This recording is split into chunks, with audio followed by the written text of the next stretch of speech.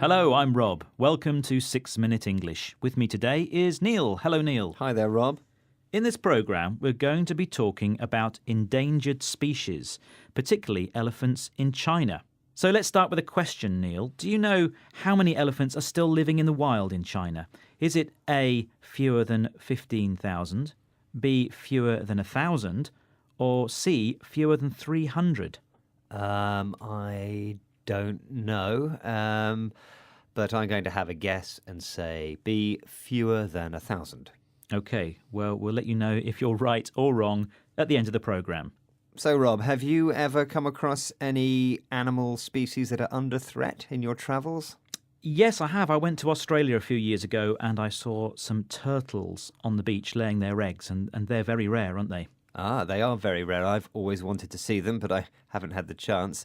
I was lucky enough to see a panda when I was in China once, and they're threatened with extinction too, of course. Yeah. Well, the sad thing is, Neil, these animals are in danger largely because of the activities of human beings. There's all sorts of reasons why this is happening. Yes, and it's actually very upsetting. It could easily be prevented if people thought a bit harder about the impact their lives make on wild animals. Take those sea turtles you were talking about, for instance. They're under threat for all sorts of reasons, overfishing being one of them. Then there are various species of rhinoceros which could disappear in a few years' time. Again, people poach these creatures. Poach means hunt illegally, because their horns are used for medicinal purposes.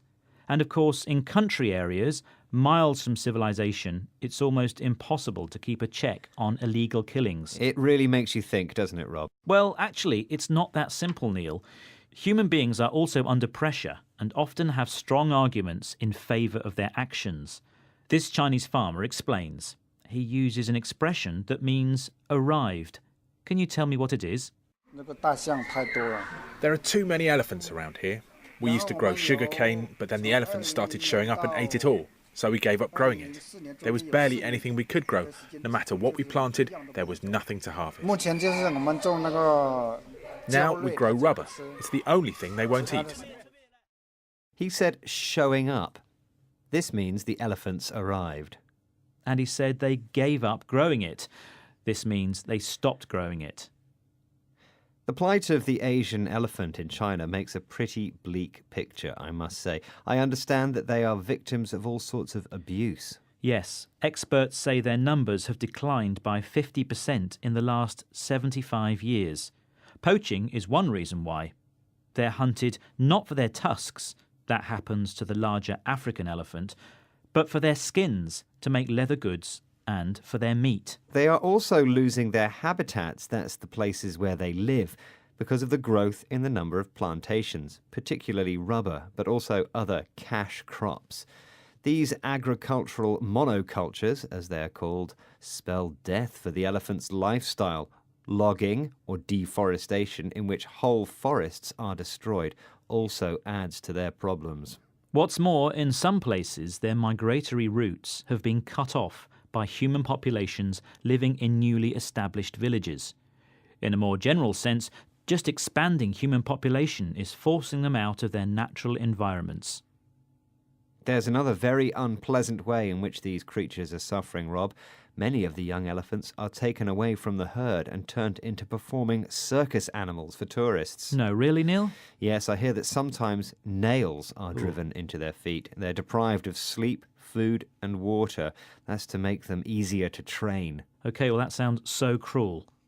But there are people trying to improve the situation, Neil. For example, there's a rehabilitation programme, that's a scheme to bring them back to a normal life, which rescues elephants at risk and gives them protection within a special sanctuary.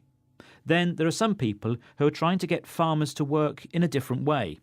Let's listen to a forestry policeman. He uses an expression to describe the way people farm the land. Can you tell me what it is? It makes me sad. I want people to know that they shouldn't cut down the forest, and that there are consequences if they do. I want them to change their farming practices, to change how they make a living. We could become a tourist destination. People could make money from that. He said farming practices. This means the way people farm the land. And he said make a living. This refers to people earning enough money in order to survive. So let's hope the elephants still living in the wild in China can be saved. So would you like the answer to the quiz question now, Neil? Yes, okay. You asked me how many elephants are still living in the wild in China. Was it fewer than 15,000, fewer than 1,000, or fewer than 300? And I guessed 1,000. Well, I'm afraid the answer is actually fewer than 300. Oh no, that's a real cause for concern, isn't it? It certainly is. Well, we're almost out of time, so let's remind ourselves of some of the words we've said today, Neil. Poach, habitats, showing up, gave up, farming practices, make a living, rehabilitation program. Thanks, Neil. Well, that's it for today. Until next time, goodbye. Bye. 6 Minute English.